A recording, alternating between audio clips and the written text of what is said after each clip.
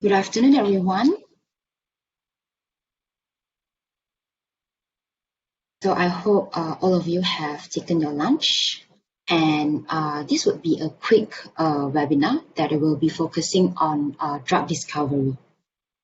So maybe we'll just give a few minutes to let people to come in, and we will start sharp at 2:05 p.m.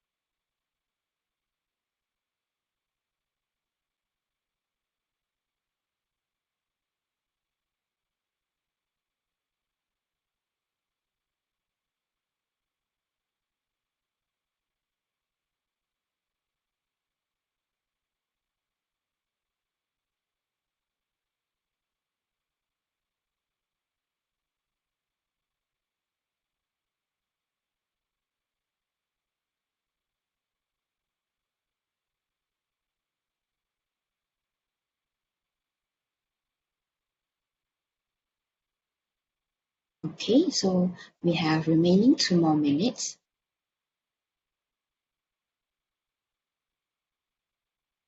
So please gather all your lab mates or your peers, whoever have interest in drug discovery topics. Please ask them to join our webinars right now.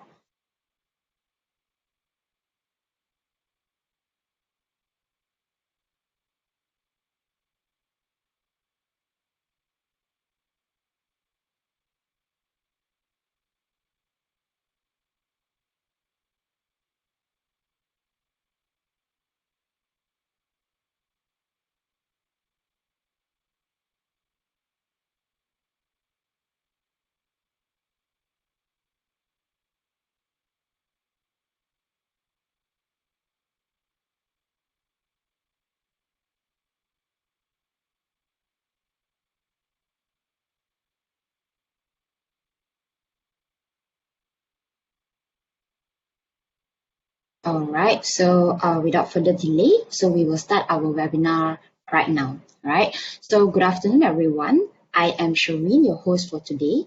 So welcome to our webinar series that will be focusing on drug discovery. So at this digital age, I believe most of you here will be overwhelmed with lots of webinars and also virtual learnings. So in this series, each of the webinar has been curated to be easily digested but rich in content. The complexity in drug development has increased manifolds over the years. Thus, by selecting the right tools or technologies are able to enhance the speed in drug discovery. In this webinar series, we are breaking this big chunk of information into 5 bite-sized on-demand learning videos, which is not more than 20 minutes.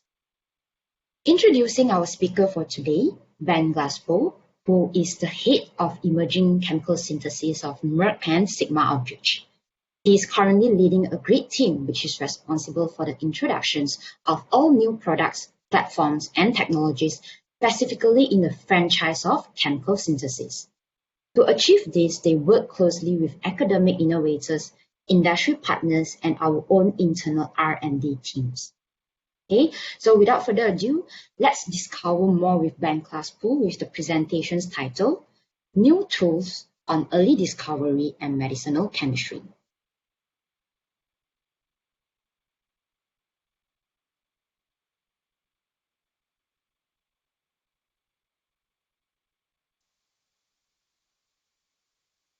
Hello, I'm Ben Glasspool, and I'm the head of emerging chemical synthesis at Merck, or Millipore Sigma, here in the US and Canada.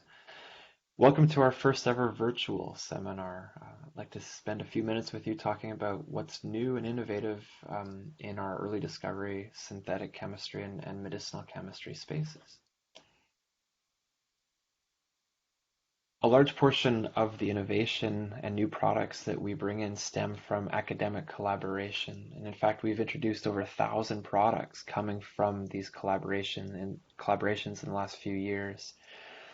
The chemistry of the collaborating academics is found in our professor portals, as well as the products that we've commercialized in conjunction with them. And so this is a role that we take pretty seriously and we think is perhaps unheralded because through our global supply chain and with our website that gets viewed by millions of chemists every year, we believe that we're able to take academic invention, academic innovation from JAX ASAPs and from Angewandte Early View and turn it into actual tangible chemical reagents that a chemist who's reading those articles can apply wherever they are in the world to their chemistry and to their research. And through this academic network and in trying to stay current and tapped in, an added benefit is that we're able to support academic research through sponsorships, lectureships, and so on. And so the question is how to focus that network. What types of reagents should we commercialize? And the answer is a lot of different types of reagents, but with focus around those which are most relevant to drug discovery. And so where those reagents used to, in previous decades, focus around building blocks reagents and catalysts, so white powders that you would find in amber bottles, we've tried to expand that remit to include all chemical synthesis technology that might be applied towards drug discovery, spanning from biology all the way to preclinical. So that's what I would like to talk a little bit about today. And so I've broken this into 4 quick sections along this drug discovery workflow. And so typically this is a longer conversation and be happy to have that with you if you'd like. But for today, and at least for this virtual seminar, looking at 4 pieces. First, looking at what to make. And so looking at tools for lead discovery. And then once we figured out what to make, well, the question arises, how should we make it? And so a quick conversation about our retrosynthetic software tool called Cynthia. Once we figured out how to make it, then we have to actually go about the hard process of making it. And so some new medicinal chemistry tools and reagents, and some platforms that allow us to do those syntheses more effectively. And then lastly, and a new area for us is in chemical biology. And so once we've made those small molecules, can we use chemical biology tools to make those small molecules useful in other ways, in other biological processes? So first in lead discovery, and so this isn't a traditional area for us for sure, but we realized that with the advent of DNA encoded libraries, there's some, we could bring some value into this space. And so for those of you that aren't completely familiar with DNA encoded libraries, just a quick summary here. And so where a traditional lead discovery screen would be done through high throughput screening with millions of compounds of a curated library with robotics, a DNA encoded library allows that an entire multi-million, multi-billion compound library to be screened all at once. So that library exists within, in this instance, within one vial. The way this works is that each of those small molecules is conjugated to a unique DNA barcode. And so a screening chemist would then immobilize their target to a bead, screen that that library all together all at once and then wash away the compounds that didn't bind. And so you'll notice this blue DNA code is conjugated to that red small molecule that was bound to the target. You can amplify that sequence and then sequence the DNA through next-gen sequencing, all to reveal the code that tells you what that original molecule was, so that small molecule was. It's a very quick process. And so typically this is done either through in-house DNA-encoded libraries or the synthesis of these in-house DNA-encoded libraries, or through partnership with DNA-encoded library service providers. And so both of those have, very high barriers, costs to enter. And certainly with the service offer, there's, potential milestone payments down the road. And so where do we come in? And so the answer is in two ways. First is in synthesizing your own DNA-encoded libraries. And so we have a service called Aldrich Market Select, which has been used for years by screening chemists building their own libraries. And so it's a concierge service whereby you provide the information of what types of molecules you would like, in what format you would like them to be in, and then our team would collate that into basically a single product sent to you. And so no fuss, no muss. And so this is perfect for DNA-encoded libraries because, as you can imagine, there's certain types of molecules, fragments, or screening compounds that are most amenable to DNA-encoded library synthesis. So you would need, for instance, on each molecule, a chemical handle to conjugate to DNA. And so this is a way in which AMS can be used to help build those libraries. And in fact, the AMS group recently published in ACS MedChem Letters an article with Pfizer in which Pfizer has shown that this is a very effective way to make DNA-encoded libraries and more price effective than the previous ways that they had done it as well. So obviously building DNA-encoded libraries isn't for everybody, and so what we wanted to do is to also be able to provide an off-the-shelf offering of DNA-encoded libraries. And so we have the market's first off-the-shelf DNA-encoded library. And so with that, you can purchase the kit. It comes with 5 different vials containing identical libraries, run 5 different assays, do your screening, amplify your DNA with PCR, do your next-gen sequencing, and then take that DNA code and then put it into our secure portal online, and it will reveal the top 20 hits for you for free. And so this is in contrast to subsequent libraries that have become available off the shelf, whereby you have to purchase the kit, but then you have to pay to reveal the structures afterwards. Okay, so great. So hopefully we found what we should make through lead discovery with these DELs off the shelf or through AMS. And now it's a question of, okay, well, how do I make this molecule? How do I make analogs of it? And so a question of reaction design. And so here's an example compound. So this is notabit C. And to most chemists, they would look at this and scratch out on a whiteboard how they might approach this retrosynthetically. And I think the only piece that's obvious is in that eastern fragment is the proline moiety. Other than that, it's anyone's guess how you'd like to approach this molecule. With Cynthia, you can put molecules like this in, program it to tell you the fastest, cheapest, shortest, greenest route, whatever, and then go from there. So for an example, notamid C placed into Cynthia in less than 5 minutes provided about 50 competent pathways retrosynthetically back to starting materials that are cheaper than peanuts, including proline, as you can see. So how does this work? And so importantly, and different from other retrosynthetic tools, the literature scraping aspect of these programs, or in Cynthia's case, is augmented with rules that were hand-coded by PhD organic chemists. And so tens of thousands of rules, in fact, were hand-coded. So what that means is that unlike in other processes or other software packages, Stereochemistry can be considered. Reactions that weren't prevalent or found at all in the literature can be considered, etc.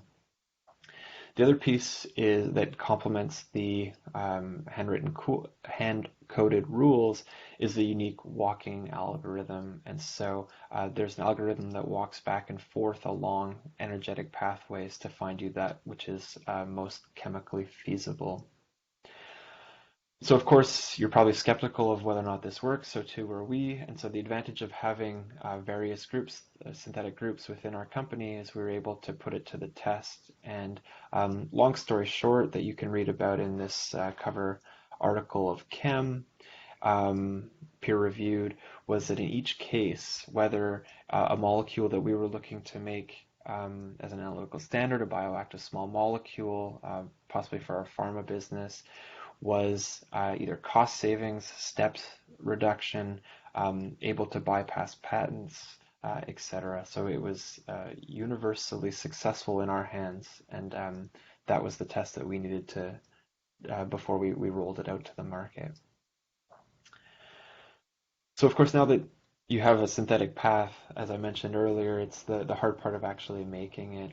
And so this this is the crux of most of the type of compounds that we bring in. We bring in about 300-ish products a year. Most of them are reagents, as you might imagine. And so they're in areas like cross-coupling, fluorination, CH functionalization, oligopeptide synthesis, and the like.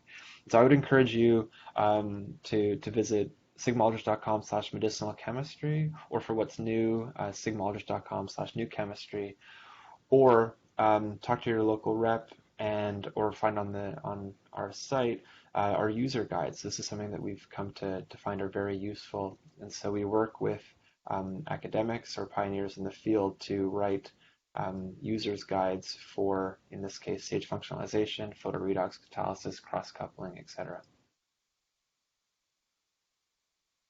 Our synthesis enabling platforms are not traditional products, so these are either instruments or platforms that are useful in improving synthesis or improving synthetic conditions. And so catalysis is something that you may have heard of. And so what this is for a suite of pharma or drug discovery relevant synthetic reactions, including CN, coupling, etc. It is a portfolio of pre-plated kits that have optimized catalysts, ligands, catalyst-ligand combinations for those reactions. It also comes with a starting kit, inertian box that replicates glove box conditions, obviously cheaper and more space effectively than a glove box. And so you can do these sometimes testy reactions on the bench top. And long story short, with a minimal amount of your precious substrate, you can quickly screen for what the best reaction condition would be instead of buying all the chemicals up front, all the catalysts, and using up a lot of your substrate. This too has worked in practice, and so both a borylation step and a cross-coupling step using this technology on 30 kilos was done in process by Merck Sharp and Dohn and published a couple of years ago.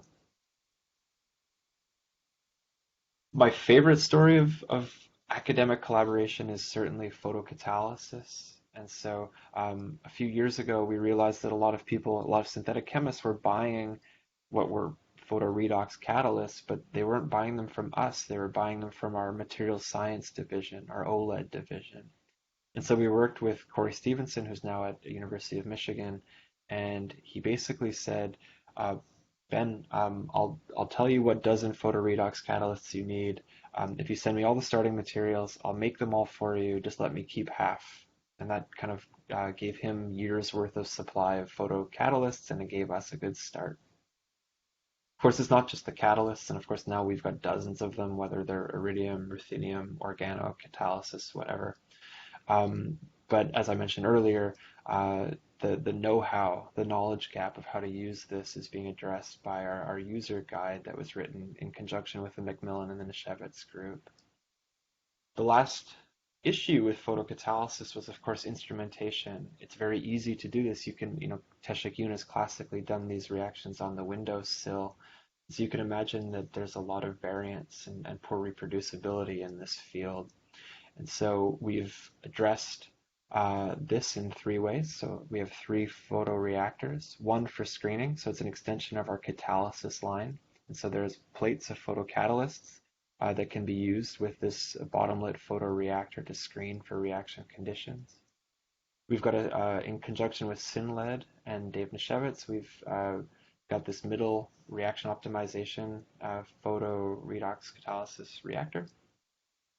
And then on the far right, for a larger batch scale up with variable wavelength, we've got the Penn PhD reactor that has been developed in conjunction with MSD, Merck & Co. and Princeton. And so those product numbers are below each column respectively. So lastly, into the space of, we've made these molecules, how can we use them more effectively? And so not every molecule is destined to be a blockbuster inhibitor. And so as I mentioned earlier, the chemical biology toolbox takes these small molecules, in this case, a bromodomain inhibitor, and uses synthetic chemistry tools to make them useful in biological systems. And so, for instance, turn it into a probe, possibly conjugate it to an antibody, or on the far right, turn it into a protein degrader. And so for our whole offering in this space, I would encourage you to check out sigmaaldrich.com/chemical biology. But I want to focus on this last piece, so this protein degrader. And so this is a topic that you may be familiar with, but in short, targeted protein degradation is a process that hijacks the cell's own protein degradation mechanism. And so typically, the cell will get rid of damaged proteins by approaching it in physical space within the cell with an E3 ligase, which tags it with ubiquitin.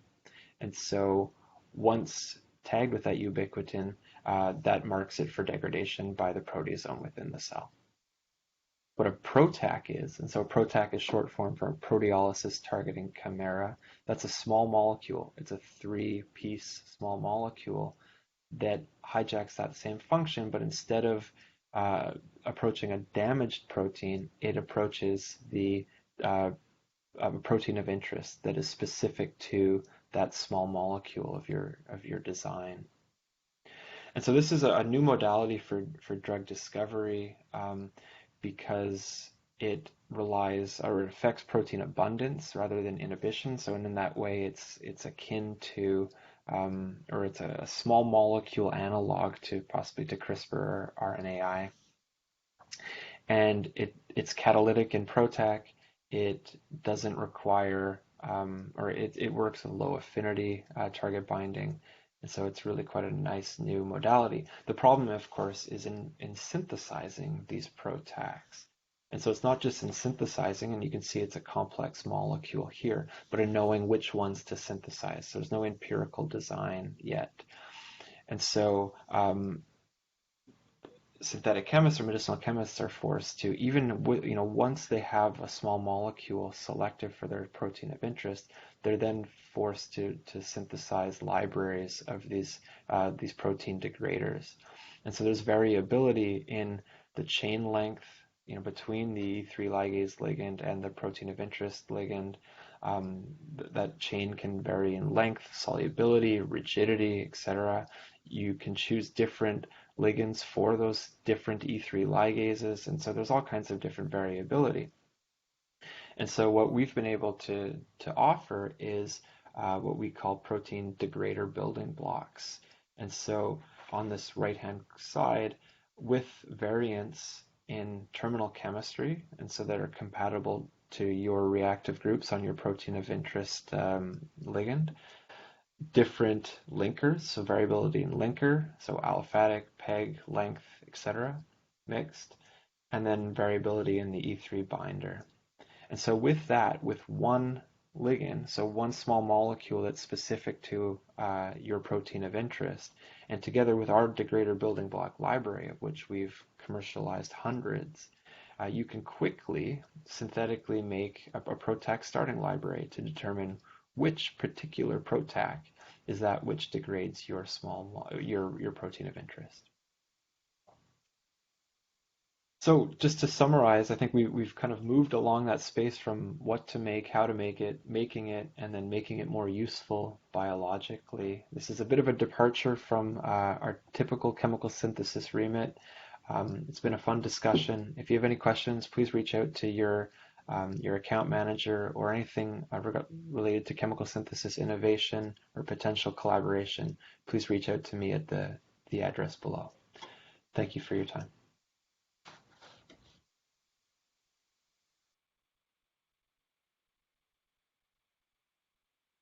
Okay. Right, so thank you, Glasspool, for the short introductions of these innovative tools on drug discovery. So, over here actually demonstrates the overall workflow of drug discovery, and we do understand in one single webinar it's very difficult to absorb all the contents. Thus, we have prepared 4 bite-sized pre-recorded webinars to talk more on each tools that have been mentioned by Glasspool just now. So as you can see in the lead discovery process, it could be very tedious when cruising through the screening process. So over here, we have prepared a topic which is on the target screening for hits with DNA encoded library. So you have identified the lead compound to synthesize. You will have to start to design feasible reaction pathway to synthesize your desired compound. So over here, we have prepared a topic which will discuss on the Cynthia retrosynthesis software for chemists, novel and efficient in silico pathway design validated at the bench. Right after you have figured out what to make, how to make it, you will require tools to synthesize it. So over here, we will be introducing illuminated synthesis for 2-redox catalysts. Last but not least, we also cover the chemical biology parts by introducing a topic on design the perfect PROTAC, streamline synthesis, and library generations of targeted protein degraders. So all these webinars will be up on our YouTube channel, Merck Life Science Malaysia, so that everyone will have the flexibility to view this content whenever you want. Besides, you may continue to put up your questions in the Q&A box, and don't worry, we will connect with Glasspool and come back to you via email or call. Part of this, I believe most of the audience here are a group of researchers that are eagerly looking for advancement in your research project. However, with the current lockdown and pandemic situations, somewhat our research progress has been delayed, and that must be very frustrating. Merck, we are here to support you by tailor-made a series of programs to boost up the energy and move your research forward. In 2021, we are offering a series of research grants to stimulate innovative research in challenging areas of future importance. Grants that is worth of 40,000 to 450,000 euro per year for up to 3 years are available in the areas as further specified below. So over here, it includes the research topics of drug discovery. So I believe this is a very great chance for all of you to grab this opportunity. If you want to know more details, you can go to our Facebook page, Merck Life Science Malaysia, or you can directly apply today by using the links that I shared in these presentations. Next up, we also have Riot program, which we have launched in April. By purchasing any Merck or Sigma Aldrich items that range between 1,000 ringgit to 5,000 ringgit, you will be entitled of Merck exclusive gimmicks. All you have to do is just submit this PO on an online redemption link, which are listed over here, or you can head towards our Facebook page to have more information. And in order to speed up the research progress, we had also launched a promotions kits and reagents that has lesser steps but rapid results. So for those who are working on fast results and you require a kit to fasten your process, we have the promotions over here, which is available right after this. So that's all from us, and hope you have gained something throughout this webinar. Thank you and good luck in your research. Again, stay safe, stay vigilant, and stay connected. See you next time.